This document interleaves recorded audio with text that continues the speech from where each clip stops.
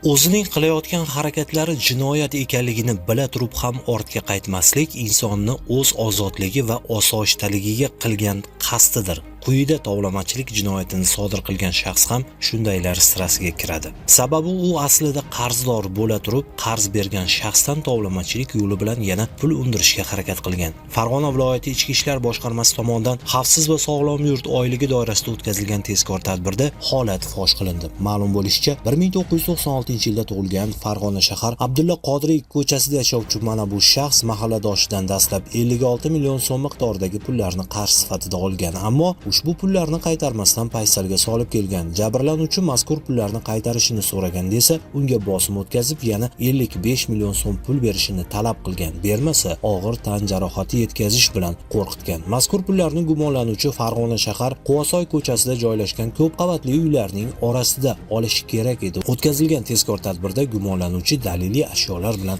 qo'lga olindi. Hozirda mazkur holat yuzasidan tergovga qadar tekshiruv harakatlari olib borilmoqda. Hurmatli fuqarolar, qonun ustuvor, jazo muqarrarligini esa unutmang, ogoh bo'ling.